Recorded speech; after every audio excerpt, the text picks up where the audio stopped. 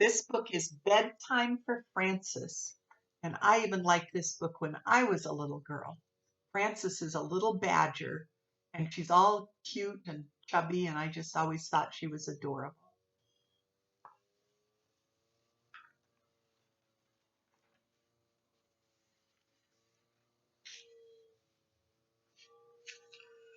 The big hand of the clock is at 12. The little hand is at 7. It is 7 o'clock. It is bedtime for Frances. Mother said, "It's time for bed."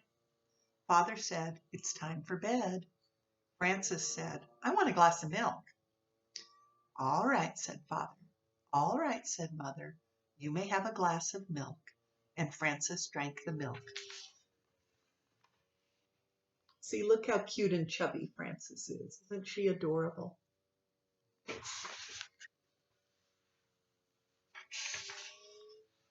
"Carry me to my room, Father," said Frances. "All right," said Father. "Piggyback," said Frances. So Father carried her piggyback to her room. Father kissed Frances good night. Mother kissed Frances good night. Frances said, "May I sleep with my teddy bear?" Father gave her the teddy bear. Frances said, "May I sleep with my doll too?" Mother gave her the doll. "Good night," said Father. "Good night," said Mother. "Did you kiss me?" said Frances. "Yes," said Mother. "Yes," said Father. Kind of sounds like Frances likes to stall a little bit. There she is getting her piggyback ride.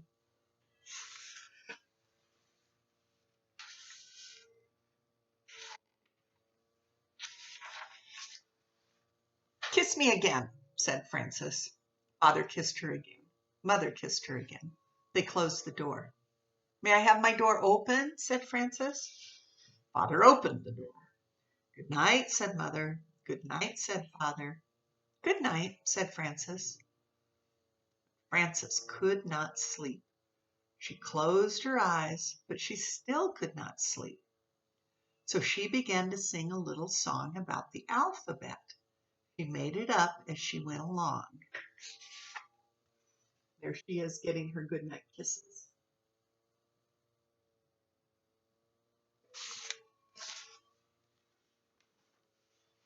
A is for apple pie, B is for bear, C is for crocodile combing his hair, D is for dumplings. Frances kept singing through E, F, G, H, I, J, K, L, M, N, O, P, Q, R, and she had no trouble until she got near the end of the alphabet. S is for sailboat, T is for tiger, U is for underwear down in the dryer. Frances stopped because dryer did not sound like tiger. She started to think about tigers.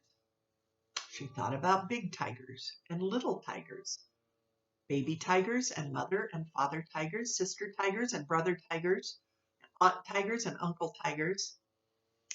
"I wonder if there are any tigers around here," she said. Frances looked around her room. She thought maybe she could see a tiger in the corner.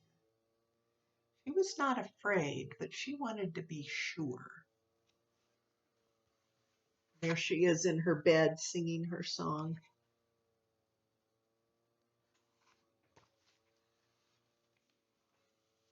So she looked again. She was sure she could see a tiger. She went to tell Mother and Father. "There is a tiger in my room," said Frances. "Did he bite you?" said Father. "No," said Frances. "Did he scratch you?" said Mother. "No," said Frances. "Then he is a friendly tiger," said Father.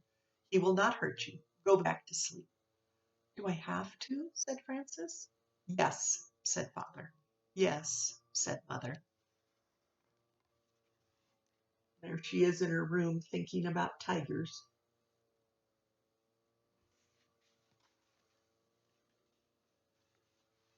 Father kissed her. Mother kissed her. Frances went back to bed and finished her song on the way. She closed her eyes again. She still could not sleep. Frances opened her eyes and looked around. She saw something big and dark. Giants are big and dark, she thought. Maybe that is a giant. I think it is a giant. I think that giant wants to get me. She went into the living room. There's the picture. Does that look like a giant that's worrying her? I don't think so.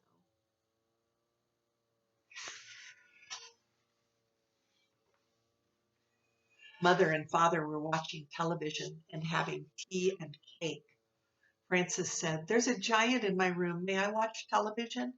"No," said Mother. "No," said Father. Frances said, "The giant wants to get me. May I have some cake?" Father gave Frances a piece of cake. Father said, "How do you know he wants to get you?" Frances said, "Isn't that what giants do?" Father said, "Not always. Why don't you ask him what he wants?" Frances went back to her room. She went right over to the giant. She said, "What do you want, giant?" There's a picture of Frances getting her piece of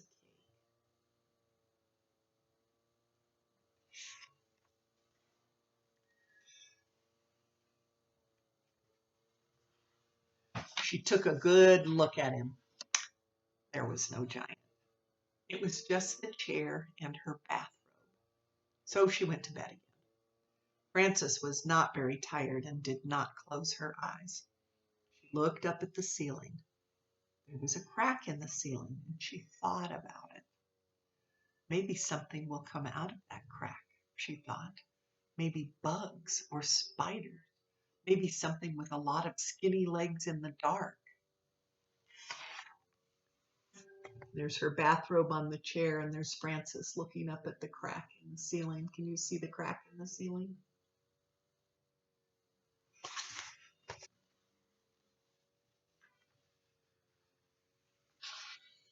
She went to get Father. He was brushing his teeth.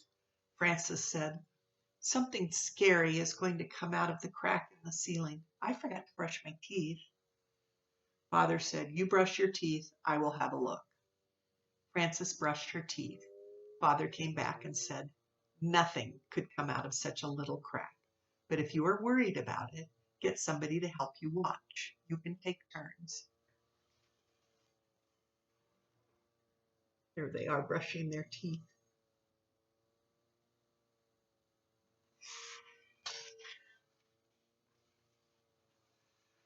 Frances told her teddy bear to watch. They took turns for a while. Then Frances got tired of it and let Teddy do all the watching.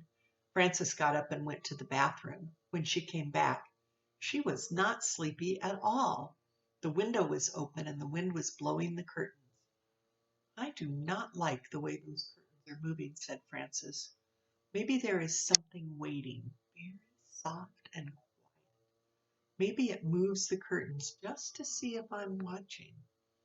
She went into Mother and Father's room to tell them. There she is, running away from the blowing curtains.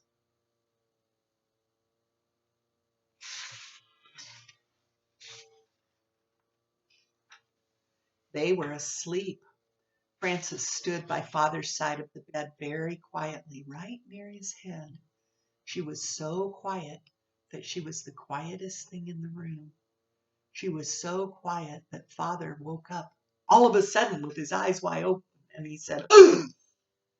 Frances said, "There is something moving the curtains. May I sleep with you?" Father said, "Listen, Frances.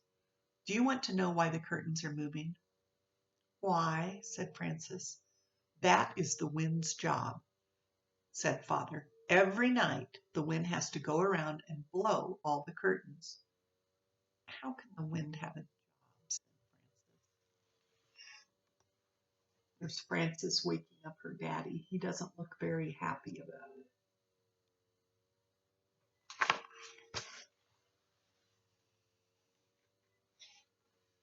"Everybody has a job," said Father.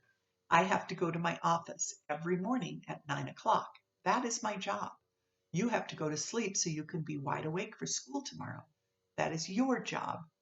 Frances said, "I know, but—" Father said, "I have not finished. If the wind does not blow the curtains, he will be out of a job. If I do not go to the office, I will be out of a job. And if you do not go to sleep now, do you know what will happen to you? I will be out of a job, said Frances. No, said Father. Um, I'll get a spanking, said Frances. Right, said Father. Good night, said Frances, and she went back to her room. Frances closed the window and got into bed. Suddenly there was a noise at the window. She heard bump and thump. I know something will get me this time, she thought. There she is, closing her window.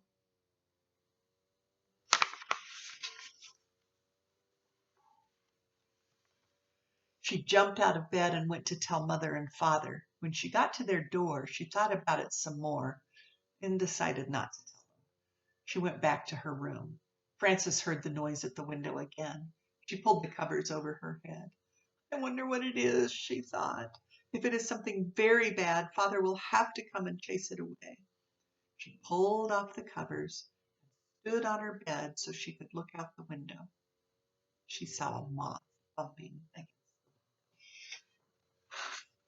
There she is with her covers over her head so she doesn't have to look and her little toes sticking out. And there she is seeing the moth on the outside of her window. Not so scary after all.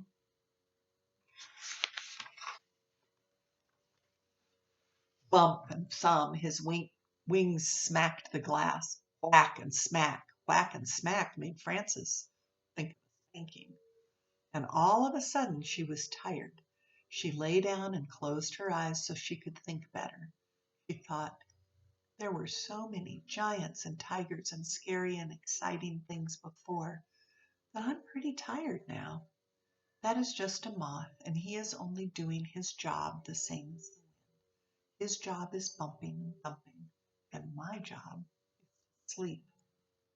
So she went to sleep and did not get out of bed again until Mother called her for breakfast. Here she is, all cozy in her bed till Mom woke her up. The end.